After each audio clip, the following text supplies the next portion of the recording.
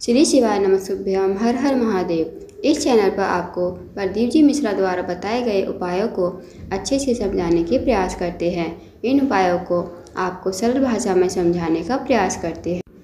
27 नवंबर को है कार्तिक महीने का सोमवार और इस दिन कार्तिक पूर्णिमा भी है। यह अंतिम कार्तिक महीने का सोमवार है और इस दिन कार्तिक पूर्णिमा भी पड़ रही है। कार्तिक महीने का आखिरी सोमवार है, इसलिए इस दिन कुछ किए जाने वाले विशेष उपाय हैं जिनको हम लेकर आए हैं। इन उपायों को सोमवार के दिन करके आप अधिक से अधिक लाभ प्राप्त कर सकते हो और अपनी आवश्यकता के अनुसार एक से अधिक उपाय भी आप कर सकते हो। कार्तिक सोमवार में आप कौन कौन से उपाय कर सकते हो, एक झलक देख लेते हैं। यदि कोई विषम परिस्थिति आ जाती है या आपका कोई काम अटक जाता है तो 5 जगह आप जल चढ़ा सकते हो। ये उपाय आप कर सकते हो। इसकी पूरी जानकारी इसी वीडियो में मिलने वाली है। दूसरा उपाय जो गुरुजी ने बताया है, यदि आप एक कमाते हो, सवा खर्च हो जाता है, पैसा बीमारियों में जा रहा है, धन संपदा की कमी है या संपदा जुड़ती ही नहीं है, रोग घिरे रहते हैं और बीमारियां चलती रहती हैं, जीवन में परेशानियां ही चल रही होती है, संकटों का सामना करना पड़ता है, ये परेशानियां ख़त्म होने का नाम ही नहीं ले रही, तो इस कार्तिक सोमवार में आप इस उपाय को करके अधिक से अधिक लाभ प्राप्त कर सकते हो। इस उपाय की भी पूरी जानकारी इसी वीडियो में मिलने वाली है। तीसरा उपाय जो गुरुजी ने बताया है, यदि आपकी कोई अधूरी मनोकामना है, जो मनोकामना पूरी नहीं हो रही, आपने बहुत पशुपतिनाथ व्रत कर लिए, बहुत प्रयास कर लिए, लेकिन आपको कहीं सफलता नहीं मिल रही, तो इस कार्तिक सोमवार में आप इस उपाय को कर सकते हो। आपकी जो भी मनोकामना है जरूर पूर्ण हो। चौथा उपाय जो गुरुजी ने बताया है, यदि आपकी कोई कार्यवाही चल रही है, प्रशासनिक कार्य चल रहा है या पति पत्नी का झगड़ा है, डिवोर्स चल रहा है, अदालत में भाई भाई का झगड़ा चल रहा होता है या प्रॉपर्टी को लेकर विवाद हो रहा होता है, तो इस कार्तिक सोमवार में आप इस विशेष उपाय को करके अधिक से अधिक लाभ प्राप्त कर सकते हो। इसकी भी जानकारी आपको इसी वीडियो में मिलने वाली है। पांचवा उपाय, अपने घर में धन संपदा को बढ़ाने के लिए, लक्ष्मी का आगमन करने के लिए ये विशेष उपाय आपको इस वीडियो में मिलने वाला है, इसलिए वीडियो को स्किप मत कीजिए, वीडियो को अंत तक देखिए। आइए बढ़ते हैं पहले उपाय की ओर कि उपाय कैसे करना है। पहला उपाय, यदि आपके जीवन में विषम परिस्थिति चल रही है, आपका कोई कार्य अटक रहा है, तो गुरुजी ने 5 जगह जल चढ़ाना बताया था। ये उपाय गुरुजी ने अपनी सत्यम शिवम सुंदरम शिव पुराण कथा में बताया था कि 5 जगह जल चढ़ाने से आपकी ये समस्या दूर हो जाएगी। इस उपाय के लिए सबसे पहले आपको 5 बेलपत्र लेनी है और 1 लोटा जल लेना है। इन सबको लेकर पहुंच जाना है आपको शिवालय में, मतलब शिव जी के मंदिर में। अब वहाँ पर आपको 5 जगह जल चढ़ाना है। पहला जो जल चढ़ाना है आपको गणेश जी के स्थान पर चढ़ाना है। गणेश जी के स्थान पर थोड़ा जल चढ़ाना श्री शिवाय नमस्तुभ्यम कहते हुए, और 1 बेलपत्री आपको उल्टा करके गणेश जी के स्थान पर समर्पित कर देनी है श्री शिवाय नमस्तुभ्यम कहते हुए। और जो बेलपत्री के डंडी का मुख होगा वो जलाधारी की तरफ होना चाहिए। अब दूसरा जो स्थान है जहाँ पर जल चढ़ाना है वो है कार्तिक जी के स्थान, कार्तिक के स्थान पर आप थोड़ा जल चढ़ाओगे, श्री शिवाय नमस्तुभ्यम का स्मरण करना है। उसके बाद उल्टा करके 1 बेलपत्र कार्तिकेय जी के स्थान पर समर्पित करनी है और बेलपत्ती की डंडी का मुख भी जलाधारी की तरफ होना चाहिए। तीसरा जो स्थान है जहाँ पर आपको जल चढ़ाना है वो है माता अशोक सुंदी का स्थान। माता अशोक सुंदी का स्थान जहाँ पर मोटी सी लाइन होती है जलाधारी के बीच में, वो माता अशोक सुंदी का स्थान होता है।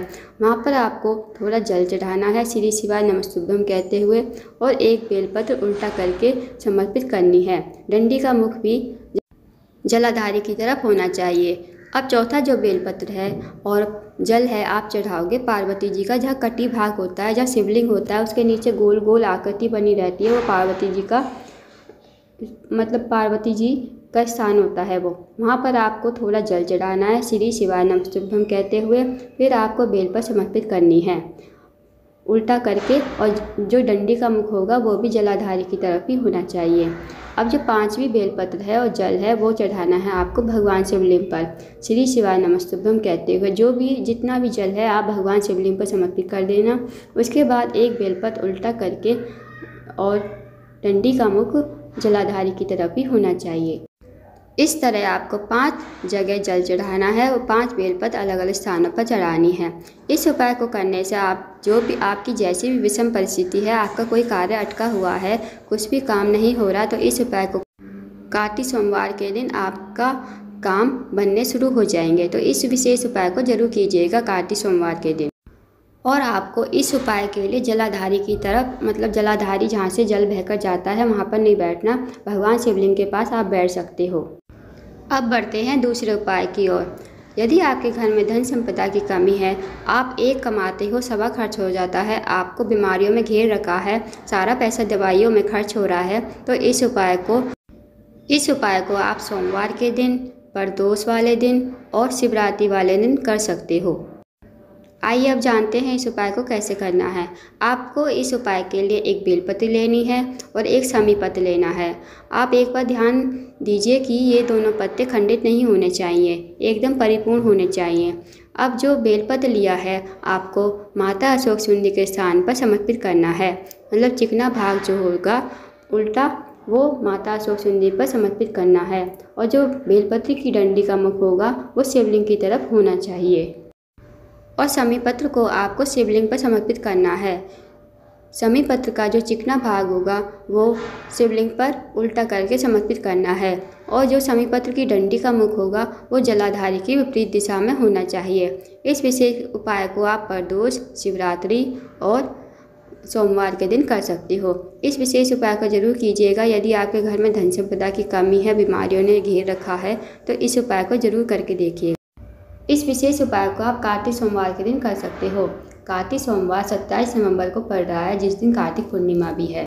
तीसरा उपाय जो गुरुजी ने बताया है वो, यदि किसी की मनोकामना पूर्ण नहीं हो रही, आपने बहुत प्रयास कर लिए, पशुपतिनाथ व्रत कर लिए, कई उपाय कर लिए, फिर भी आपकी कोई अधूरी इच्छा है जो पूर्ण नहीं हो रही, पूज्य गुरुजी ने शिवलिंग में एक ऐसा स्थान बताया था जहाँ 64 योगिनियाँ, अष्ट सिद्धियाँ और 9 निधियाँ विराजमान होती हैं।